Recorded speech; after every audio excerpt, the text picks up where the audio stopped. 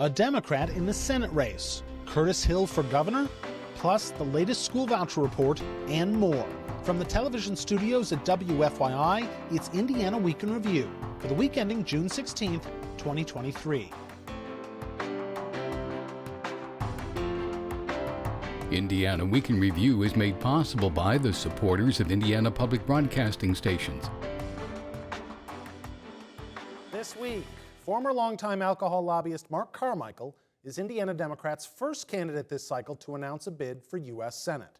Carmichael would face an uphill battle against the likely Republican candidate, Congressman Jim Banks. Carmichael spent nearly 5 years in the Indiana House of Representatives in the late 80s and early 90s. He also ran an unsuccessful campaign for Congress in 1996. Carmichael spent 2 decades as head of the Indiana Beverage Alliance, a trade association for beer distributors, before retiring in 2020. In a statement announcing his candidacy, the Democrat laid out 10 policy positions he'd work towards as a U.S. Senator, chief among them codifying abortion rights. He says he'll also seek to ban, in his words, military-style assault weapons, take immediate action on climate change, and support LGBTQ youth. The last Indiana Democrat to win a race for U.S. Senate was Joe Donnelly more than a decade ago. Does Carmichael have any shot to beat Jim Banks? It's the first question for our Indiana Week in Review panel. Democrat Ann DeLaney, Republican Chris Mitchem, John Schwantes, host of Indiana Lawmakers, and Niki Kelly, editor-in-chief of the Indiana Capitol Chronicle. I'm Indiana Public Broadcasting State House Bureau Chief Brandon Smith. Ann DeLaney, is Carmichael the kind of candidate who has a chance to upset Banks? Well, I don't think anybody should underestimate Mark. I mean, remember, he beat a sitting Speaker of the House by hard work and was outraised by that Speaker as well. So you should never underestimate him. And there could not, if he's the nominee, there could not be a bigger contrast between the positions. He knows Joe Biden won the election. He knows those weren't tourists on January 6th. He doesn't think a 10-year-old should have to carry her rapist's fetus to term. Those things are going to mark, and he doesn't think automatic weapons ought to be issued to everybody, and then wonder why the crime rate goes up. So I think you're going to see a marked positional contrast between the two of them, and I think that Mark's positions on these issues more reflect the average Hoosier than does Jim Banks, who is to the right of Attila the Hun on virtually every issue. Obviously, as I mentioned, an uphill battle here for any Democrat in this state running statewide at this point. We've seen that over the last several cycles. But is Mark Carmichael the kind of person that Democrats, A, know, or B, will get excited about? It's the excited portion just because, I mean, he is very well known within the State House, within the lobbying world. I've had the opportunity to work with him, and I think he was very successful, especially in his role with the Indiana Beverage Alliance. A lot of the alcohol policies you see today is because of Mark Carmichael, going back to how I don't know that that's going to help him necessarily with the average Hoosier. I think most Hoosiers drink, too. Yeah, but to that point, he worked hard and he made that alliance what it is today. Now, I think from a political standpoint, I think he needs to kind of try to adopt more of the Joe Donnelly model. I know a lot of people can say that Joe Donnelly might have been a product of the environment whenever he was running. But I mean, a lot of his stances, if you want to appeal to those people that may be turned off by the Banks far right, January 6th, election fraud, all that kind of things, you're not going to do it by coming out and saying that I want Medicare for all. I think we should codify Roe v. Wade, and, you know, versus Joe Donnelly, who came out during his campaign and said, I don't want state-funded tax dollars to go to abortions. I think we should fund the border wall at the South. So I think it could call for a... Roe v. Wade doesn't put state funding into abortion. Well, I doubt that's something Joe Donnelly would come out and support. Well, though, I don't think that Mark Carmichael supported state funding for abortions either. No, but he does support codifying Roe v. Wade. And I think most Hoosiers would agree with that in some form. Let me ask this. It's the same sort of question, honestly, John, which is, you know, I think Chris just hit it on the head. Mark Carmichael is a name that those of us around this table know very well. Maybe some of the viewers of this show know very well. But if you go outside of that, I don't think he's going to be a household name. Now, there's a long time until the election. Is he the sort of candidate who can build up name recognition and get people excited about his candidacy? I think you have to have the foundation that you just described, the ability to ring the cash register, the ability to put together a grassroots organization, because this is a big state, and you can't just rely on a commercial here and a commercial there. An air war is powerful, but it's not the only game in town. So there are two kind of candidates. I mean, I'm sure there's somebody in the middle, but there are those who have great name ID and think they can just waltz into office based on their name ID, say they come out of the realm of business or sports or whatever. But they get there and they realize, oh, I got to make money or ring the cash register. I have to put together an organization. I have to do all this stuff. Or you have the candidate who may not have high name recognition at this point statewide among Hoosier voters, but who knows how to do all those things and can call in the IOUs and does have that sort of respect within the governmental and political arena. I think that's probably more important, that latter, and he would have that. I mean, and he's been around, he's collected a lot of IOUs.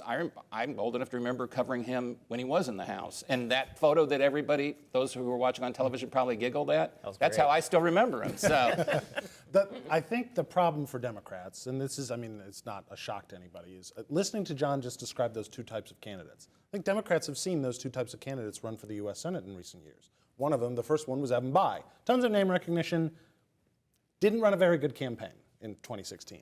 And then you had Joe Donnelly, who actually had name recognition, but more than that, already had an organization in place and knew how to build it out, worked as hard as any human being can work at that job and at that campaign, and he still lost. So realistically, do Democrats have a shot at this seat? Uphill battle is a nice way to say it. Obviously, like, I had a number of Democrats reach out who have no idea who Mark Carmichael is. I mean, outside this sort of small fishbowl, he's a complete unknown in most of the state. So, I mean, he's going to have a ton of IOUs to make that happen. Well, I am hoping, though, that, I mean, maybe he'll at least level up the debate a little, with banks and try to, get at make banks basically work hard for it and maybe have to moderate and a I think little. Jim Banks is willing to work hard. There's no evidence to the contrary. Yeah, but his positions are not what the average Hoosier wants. And I think if to the extent that Mark raises the money... But are they at this point what the average Hoosier voter wants? Because those are two different populations. I know that, but I still think if you, for example, on the 10-year-old, I think if you polled on that, the Democratic position on that would win, okay? Hands down. And yet, Banks is going to articulate a position that Similarly, no though, abortions. You could say the same thing the other way. If you poll on transgender sports, for instance, it polls the Republican way, regardless of whether or quite frankly, fewer guns. People are going to cast their vote only on transgender sports. You know what? It doesn't. More women are going to think cast that their voters votes on are Roe. out there, thinking about reflecting on their views and coming to some sort of mental consensus about what should take place in our society, and then they compare that with the candidate. That doesn't happen. I mean, basically, people emerge from under the rock, a lot of people, and then they go and Well, that's true. The Republican candidates. And then they say R or Those are D. numbers. I mean, and that's what, sadly, what it comes down to. All right. Well, speaking not of the Senate race, but now the governor's race, former Indiana Attorney General Curtis Hill recently told the Associated Press he's considering a run for governor. Hill was defeated in his re-election bid for AG in 2020 after the Indiana Supreme Court said he criminally battered 4 women. Hill also lost in a Republican caucus last year to replace Congresswoman Jackie Walorski after her death. In a statement to the AP, the former Elkhart County prosecutor said Indiana needs a strong conservative who has the guts to challenge what he called the Indianapolis status quo. If he runs, Hill would join an already crowded Republican field that includes U.S. Senator Mike Braun, Lieutenant Governor Suzanne Crouch, Fort Wayne businessman Eric Doden, and Jamie Rittenauer. Chris Mitchem, this is not like, it's a wide-open primary. Governor Holcomb is term limited. But there's already some real big names in it. Is there a path for Curtis Hill in this primary? There's a path. There's always a path for anybody to hops in, but how wide that path is certainly up for discussion. And I think the path you saw when in the 2nd Congressional District to replace Jackie Walorski, Curtis Hill finished in 2nd. Now, he did get into the race kind of late, and he finished a distant 2nd, but that shows you that he has a base. The people that still are still familiar with him when he ran for AG and when he got the most votes in the state for that race, he has a base. Now, can he translate that base to the governor's race? I'm not sure. I personally believe if it wasn't for his past transgressions, you could be talking about the front runner, Curtis Hill, because that's just how popular he was. So can he translate that to the governor's race? I'm not sure, and you have a lot of money already in that race, a lot of people that already have kind of taken the sides on the political spectrum. Where would he come in? Would he push it further right? Most likely, because that's kind of where he got his credibility in the first place, was being further right on these social issues, which could kind of access a new pot of money for him, per se. So there's certainly a path, but it may be a little too late just by how established the three frontrunners already are. I completely agree with Chris when he says, if not for the transgressions, I think he would be the front runner, absolutely, because he was incredibly popular and a rising star. But, and it's a very large but, those transgressions are going to weigh him down. Are they enough to weigh him down to keep him out of the Well, Republicans have a bit of a history of nominating gropers. If we remember the tapes from Donald Trump's first run in Hollywood. So I don't think it's going to necessarily be a detriment. And whenever you have a primary that is that wide open and you have a finite amount of voters in there, anything can happen. And is it possible they would nominate him after what the Supreme Court said about him criminally abusing women? Absolutely. Does Curtis Hill have a path in the primary? Ooh, I think if maybe if Braun or Crouch weren't in, yes, but I don't know how he overcomes their money that they've raised, their name ID, and of course the issues with him, harassing, touching women inappropriately. So, yeah, I don't see him getting past the front runners. To me, the biggest thing here is, I think Chris articulated it, which is there is, if you think about Suzanne Crouch on the political campaign, on the trail, has been trying to tack right, because that's a position she's never really articulated before now. Mike Braun is Mike Braun. Eric Doden, not hard right, certainly not in what he says. And the outsider. Yeah, and the outsider. But there is a hard right base there that Curtis Hill already has quite a lot of influence with. But the money. You're facing self-funders and people who are going to gobble up a lot of there's a finite number of voters. There's also a finite amount of cash. Realistically, that's going to be put into this race. But you can reach that finite universe without television. It's not that big. But is he going to be able to compete? Get in now. Yeah, dollars and cents. Is he going to be able to compete? Well, you're right about money. You hate to say that money is everything, but it is a big thing, certainly in a race, a statewide race. He's not able to self-fund, I don't think, unless he's done something, won the lottery since we last spoke.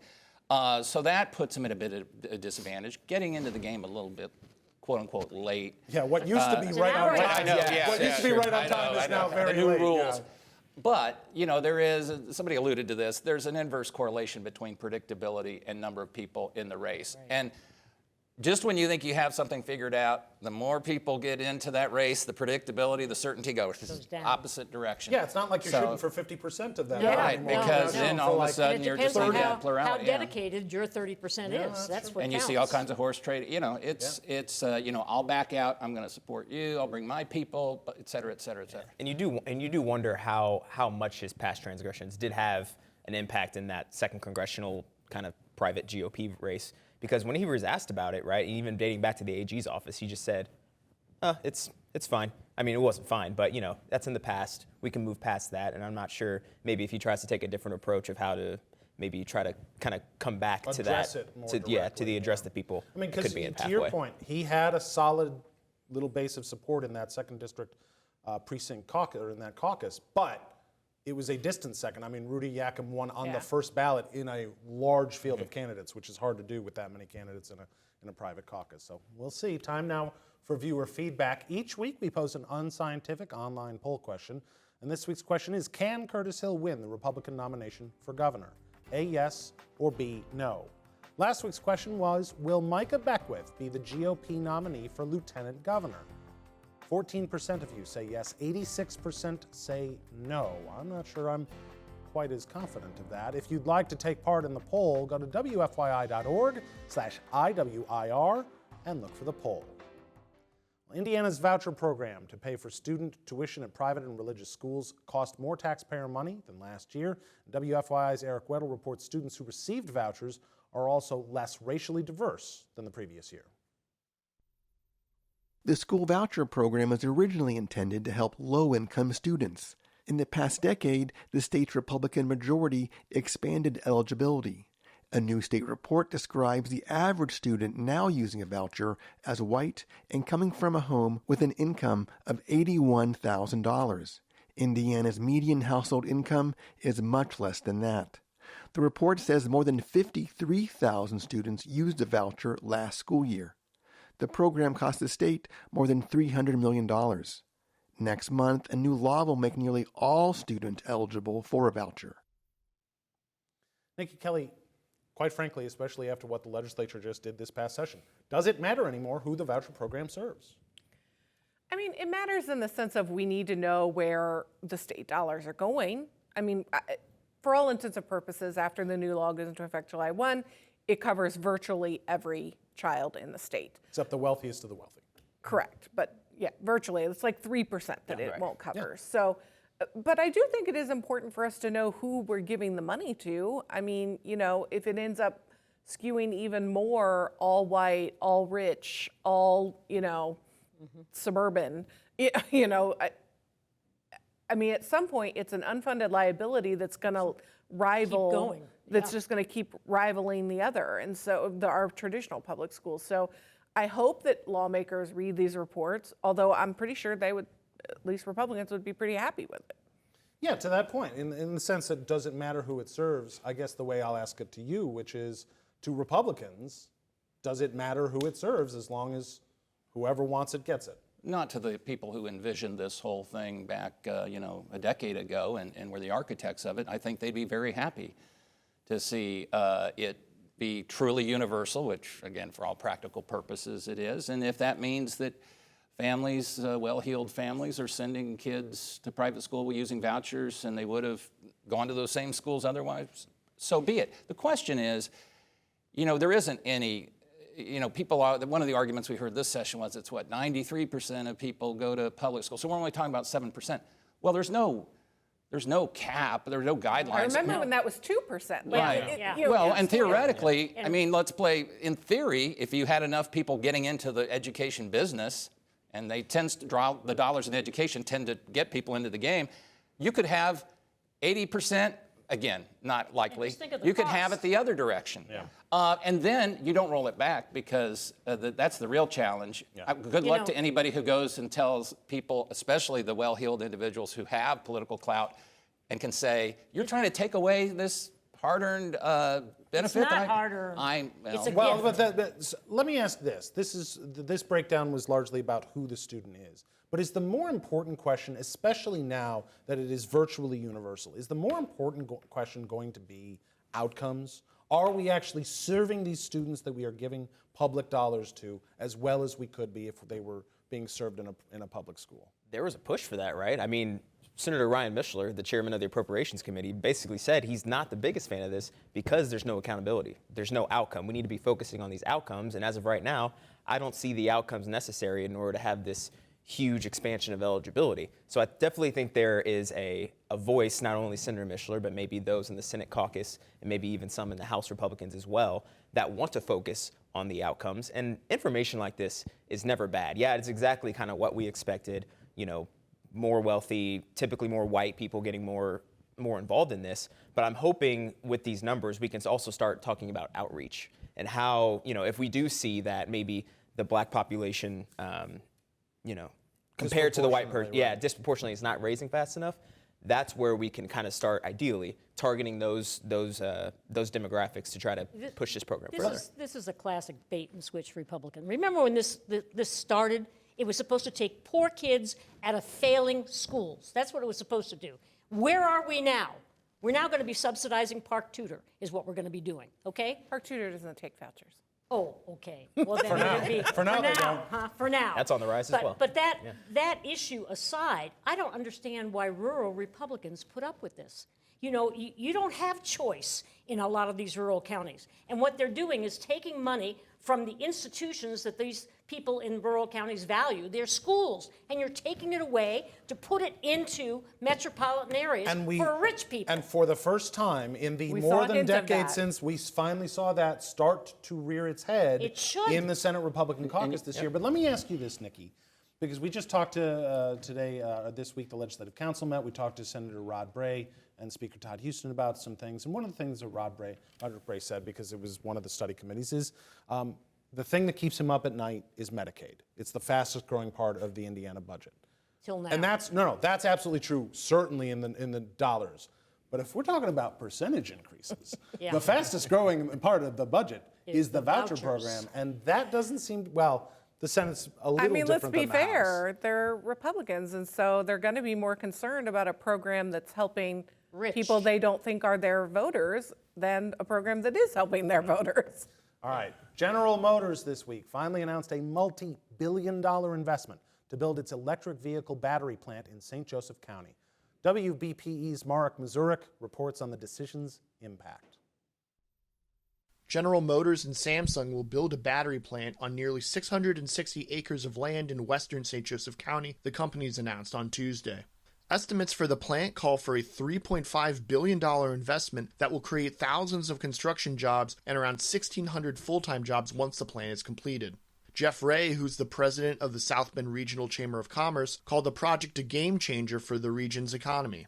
The wages alone will generate an economic impact of over $600 million a year, which is phenomenal. And so never in our lifetime have we seen a project that has that kind of an impact. Construction is expected to start this year, and the plant could be operational by 2026. John Schwantes, there was also news recently that 91 out of 92 Indiana counties trail the national average in wages. Only Marion County is just barely above the national average. Even accounting for cost of living, Indiana's not doing well. So how big is a project like this toward reversing some of that trend? Well, it's certainly big in the county. I mean, now it'll be 90 versus 2 instead of 91 versus 1. No, you love to see these kinds of announcements, and you hope we see more of these sorts of things. The onus now is on the state, and this is not a surprise to the administration and others who have said we have to make sure we have a workforce that can adapt to these companies that come in with relatively high-paying jobs and so forth. We can't be in a situation where people show up, we like your incentives, thank you, state, for helping smooth the path. We're here, hang out the sign, help wanted, and nobody who's qualified shows up. So that's where the part 2 of the challenge is. To that end, we've talked a lot about that issue. The legislature talks a lot about that issue. The governor talks a lot about that issue. But at the same time, you still have companies like this announcing this. And at the same time this week also, I think it was the GM plant in Fort Wayne is going to invest more than $600 million to build out the plant they already have there that's going to be looking at electric vehicle manufacturing. That's the future. So at the same time, these companies are saying, hey, you need to really focus on this. They're also coming here. What message should we be taking away from that? Well, I mean, Indiana's not the only one struggling with workforce issues. So obviously, they're making their decision based on a host of factors, not just that one. I will say, having watched announcements like this for the last 25 years, there's always another announcement like this. But those wage numbers are really frustrating because despite announcement after announcement after announcement, we don't seem to ever move the needle in a way that helps Hoosiers we're still 91 in comparison out of 92 to the counties, other counties, or the other states. So this is unquestionably good news. Right. How do we move the needle when we're getting these sorts of announcements? And this is not in isolation. We keep getting announcements. Well, like and this. if we're going to continue to be the state that works for less, we've got to do something different. And part of that comes from education. We ought to be funding pre-K education in this state. We should have been doing it 10 years ago. And yet now, when you can get a voucher making $220,000 a year, you can't get a preschool voucher if you're making, less than 30? Yeah. Or more than 30, excuse me. It's ridiculous. I will say that it does seem like there is that gap exists, but there seems to be a recognition at the State House that finally we need to be doing, rising tide lifts all boats. Well, yeah, but we do it with little Lego steps. All right, finally, Purdue and Indiana University officials this week formally agreed to separate IU-PUI into 2 campuses next year, IU Indianapolis and Purdue Indianapolis. Now, DeLaney, there's still going to be an athletics program, but it seems like it should get a new name and mascot, so what should it be? Well, first of all, this is a great thing for Indianapolis, and Richard Lugar pushed for this 30 years ago, and when we talk about Lego steps, I don't know that they needed a mascot at all. I mean, IU's got the candy stripe and served them pretty darn well. Maybe they could do it horizontally instead of vertically. Horizontal candy stripes instead of vertical. I'm not sure there's enough distinct Hey, branding. Doesn't there. make you look thin Niki, either. you had one for us. I mean, Fort Wayne went with the mastodon, so I think maybe following in that tradition, maybe the fireflies, because we did state insect. Though I don't think that's very like menacing or. I don't know. You Well, can make a menacing In firefly. Stanford, you have the trees, which is hardly menacing yeah, that's too. true. How about the capitals? I mean, it is a capital city. It's right near the State House. As I think an all spell it IUPUI wrong. grad, I'm disappointed, but the Speedway is right there. Let's racers? connect the two. Checkers, Something like racers, that. I something don't like know. that. No, Yeah. the Racers were a hockey team. It's years asking- ago. Well, so were the it's asking Checkers. for it. So were the I just stole all those names from there past you go. tense. Let's All go right, back to the candy That's stripes. Indiana Week in Review for this week. Our panel is Democrat Ann DeLaney, Republican Chris Mitchem, John Schwantes of Indiana Lawmakers, and Niki Kelly of the Indiana Capitol Chronicle. You can find Indiana Week in Review's podcast and episodes at wfyi.org/IWIR or on the PBS app. I'm Brandon Smith of Indiana Public Broadcasting. Join us next time, because a lot can happen in an Indiana week.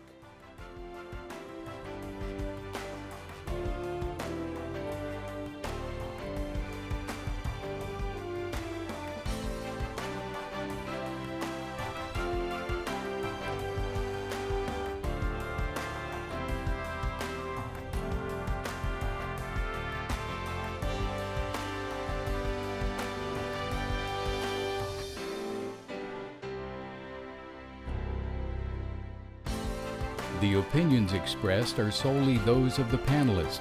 Indiana Week in Review is a WFYI production in association with Indiana's public broadcasting stations.